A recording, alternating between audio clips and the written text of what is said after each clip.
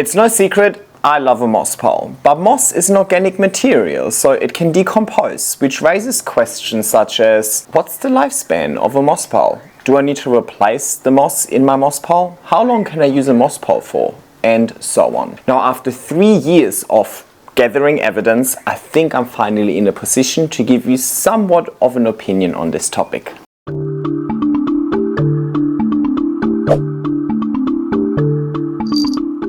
Hi everybody and welcome back to my YouTube channel. I am being overshadowed by this plant slightly. This is my philodendron sodiroy and I urgently need to get on top of it. But this plant is also a great case study for me. This plant has been on the same moss pole for almost 3 years and it only now has reached the top of its moss pole. So I don't just need to, extend it, do something with it. I'm also in a unique position to actually kind of review the health of the moss pole in itself. I've probably watered this moss pole 150 times. There's probably liters of fertilizer that have gone through this pole, and obviously the plant has thoroughly rooted into that pole over the course of these 3 years. So I wanted to take this as an opportunity to not just get on top of this plant, but to also talk about the long-term performance of these moss poles. So, there's a few things wrong with this moss pole. Firstly, of course, the plant has reached the top and is growing off the moss pole right now. The bottom is a little bit empty, but not necessarily chop and extend worthy just yet. But most importantly, this is so front heavy. Look at this. Oh my God, super front heavy. And the leaves are pointing in all sorts of direction because I just wasn't really able to give this plant a consistent light exposure recently. So not the plant's fault, definitely my fault, but I think it is time to switch it up a little bit, change something, because I just really don't like this plant the way that it is at the moment. I just definitely need to give it a bigger garden stake first. That is a guarantee. Now, that whole topic of when do I need to change my moss in my moss pole has come up quite frequently in my Q&As, but I never really had an answer for you because, quite frankly, this is the first time a plant has actually taken that long to reach the top of its moss pole. And I pop in some photos for you over here. So you can see in this photo over here in May 21, so let's just call it 3 years. That's when I started this plant on that moss pole. That moss pole you see in that photo is that moss pole. Started down here, that's it. It did have a repot in between. I moved it from a 14 centimeter to a, oh my God, stay. From a 14 to a 20 centimeter pot just for stability. Quite clearly unsuccessfully. But yeah, it's still the same moss pole. If we're then looking at it in a year later, in May 22, you can see that the plant has definitely grown. It's much lusher, but it's not necessarily climbing up that moss pole super quickly. And then that video over here is from August 23, and you can see it was just getting larger and larger. It has a very wide span, right? It fans out quite wide, has a lot of leaves, but it has very short internodal spacing, so you can see how many leaves it is growing in a really short amount of space that it's taking up on the pole. And that is very different to pretty much all of the other plants that I've grown over the last 4 years or so. Like a plant like a verrucosum, in the meantime, would have gone through 3 or 4 chop and extends. So that first initial moss pole that would have started the verrucosum on around about the same time is now like 3 poles ago, right? That pole no longer exists. And if it would exist, there wouldn't be a single leaf on that moss pole anymore because the verrucosum grows with very large internodal spacing. So it might only have 4 or 5 or 6 leaves on any given pole. And those leaves, trust me, would never survive 3 years. They usually deteriorate pretty quickly within 6, 7, 8 months or so, right? So first and foremost, it is a valid question, but in, I would say, 95% of instances, it's actually a non-concern because your plant is going to outgrow the moss pole. And if you follow my chop and extend principles and we keep working with the extension, with the top, put that down, extend it, chop it, and so on, then the plant will always outgrow the moss pole before the moss can really properly decompose. So that I wanted to say straight away. And then one other quick disclaimer before we really look into this is that of course it also depends on the moss that you're using in the first place. What kind of quality moss do you have? I have access to sustainably harvested premium New Zealand sphagnum moss, which is supposedly one of the best quality mosses in the world. So I might just be really lucky, so keep that in mind because your results might be slightly different. Of course, things like watering and nutrient provision might also impact it. I do actually believe that providing the nutrients might actually help the moss. I could be wrong. I'm not too sure. But yeah, and then obviously also the plant in itself. It could be that, you know, a plant roots like crazy into that moss pole. Like for example, I had my Adansonii, like a Monstera for example, they rooted into the moss pole like crazy, that by the time I took the moss pole apart, there was hardly any moss left. It's like the plant ate it all up. So keep that in mind. You know, this is a very generalization. Not every plant is the same plant, not every moss is the same moss. But after 3 years of growing this one plant on the same moss pole, I feel like I'm finally in a position to tell you that it's still a non-concern. This pole, you can hear it from the crunch test, it's still moist. There's still a little bit of room to, you know, squeeze the moss pole, which shows me that it isn't just completely filled with roots. And there not being a crunchy sound shows me that the moss is still able to absorb water just fine. I water this plant like I water any of my other plants with the water bottle upside down technique, and I haven't noticed any differences in the way that it absorbs the water as it's released by the bottle and so on. So basically, from my experience, the moss would never decompose as fast as the plant grows, even if your plant is a really, really slow climber like this Sordiroy over here. However, you do see a little bit of evidence of moss decomposing. I hope the camera picks this up. I think you can see that the moss in itself doesn't completely fill out the structure of the moss pole anymore, so there's certainly a bit of a gap, which shows me that the moss either decomposed, but actually more likely just compressed over time. The moss still holds so many roots. Look how many roots are within the moss pole here, obviously on all sides, and within there aren't actually many roots within the pot.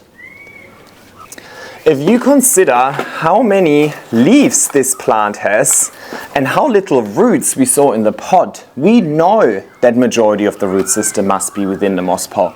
We know that if the majority of the root system is within the moss pole, that majority of the root system relies on the water and nutrients from the moss pole. So we know that the moss must be doing a good job at providing these roots with water and nutrients. Otherwise, this plant would no longer be growing. So that basically, hopefully, answers that question. I don't think it is a concern at all. Now, there's only one other plant that I actually think, that I think could possibly end up the same, which is probably my ring of fire. I have my ring of fire on the moss pole as well, and it's a very, very slow climber. But of course, I gave you all of these limitations up front, so I do want to give you some sort of suggestions that you could implement in case you feel like one of these limitations actually applies to you. So let's say, for example, you feel like you don't have access to really premium quality sphagnum moss or sphagnum moss at all. What you could do is you could obviously just make a shorter moss pole. If you know that this is a slow climber and it will take 3 years to reach the top of the moss pole, why don't you just give it half a moss pole? And then after 1.5 years, you just extend it. Right? You could easily do that. So that way, that top part of the moss isn't constantly being watered, compressed, and so on, starting to decompose. As long as it's moist, it's going to decompose faster. Right? So that would be a good option. But then on the flip side, me watering the whole moss pole for years until the plant actually attached to it, it's almost like that moss at the top is probably supercharged with all of the nutrients that are provided. So by the time the plant is attached, it's like, yes, let's go. But I do think this would be a valid thing to explore, if that makes sense. Sorry, while I was talking about it, I was just putting in the garden stake, and you saw I gave that garden stake a decent tilt backwards so that by now the pole is kind of upright. By the way, previously to that, sorry, I'm very unorganized today. Previous to that, to counteract the forward tilt, I just put a rock under the bottom of the pot, like this, so that the pole actually points backwards so that it doesn't fall over. I hope that makes sense. Of course, a snug fitting decorative planter also helps. This one is actually a little bit too loose. So I'll pop in a new moss pole over here, and you can definitely see the color difference between the fresh new moss over here and the older moss over here. But that color difference is already pretty dominant even just after a year or so. But it also depends on the environment, which is my second tip. I think if you want to have the moss pole decompose as slowly as possible, you should expose it to as little water as possible. Let me expand on this. For example, my moss poles that I'm growing outside, today is, by the way, a super rainy, depressing day. The poles that are outside seem to be decomposing much quicker because they're exposed to rain, wind, and so on. Sun, right? Woo! Jesus.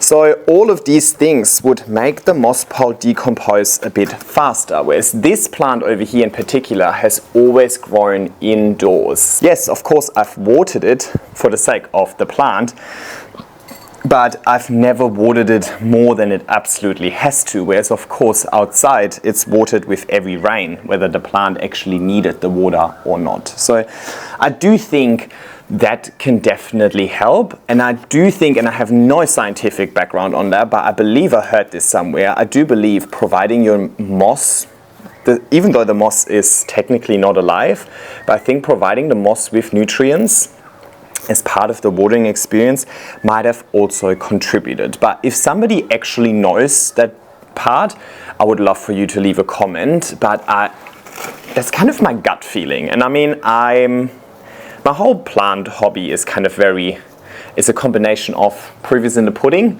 and gut feeling. Now, one interesting thing I actually noticed with this plant, and let me actually cut all of this twine because I probably just want to redo all of this. This plant has such a big spread. I do need to manage this using twine to keep it in check, usually. Now what I found really interesting is that this plant was in my plant room for the longest time, and as part of that I got the light source from the front via my mother grow lights. When I moved into this recent house over here, I had to move it because it's just taking up way too much space. I mean, look at this. It would take up an entire wall by itself, and yeah, it's not important enough for that, sorry. So I actually put it in a pretty dark corner. It's right there usually. It's a really dark corner, so I have to supplement with grow lights, but I only have a grow light that's hanging from the top. I hate that. Not the grow light in itself, I hate that the light comes from the top. Because when you look at this plant right now, I want this to have a nice display side. Let me insert a photo of when it had a nice display side based on the light coming from the front. Now that the light is coming from above and it's kind of like from here. Imagine the light would be here. See how this leaf is pointing this way? I want it to point this way. This leaf this way. I want it to point this way. This way, please. This way, okay? So I need to do something about the lighting situation, but I don't know what I can do about it realistically at the moment because I'm very limited with space in this new house. But that is definitely something that's really bothering me with this plant, and that needs to be changed. But the good thing is, as soon as I change it, the leaves will change in hindsight. So it's not like, oh, this leaf grew that way, so it will never change. The leaf actually never grew this way. This leaf grew this way. It changed based on the light that I've recently given it. So it's never too late for that, but that is definitely something I do need to consider rather sooner than later. And what I noticed as part of the light coming from above rather than coming from the front is that the internodal spacing has actually increased significantly. Check out the internodal spacing over here. Super, super short. And then check out the internodal spacing over here. Look at this.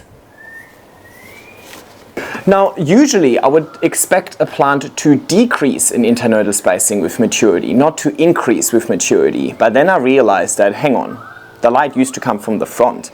The plant had no business trying to grow up. Now that the light is coming from up, from above, well, obviously that plant wants more light, so it's gonna grow more towards the light. At least that's my theory as to why that happened. So that's probably also something to consider. You know, whereabouts is the light coming from? Because with light exposure, you can manipulate the display side of the plant.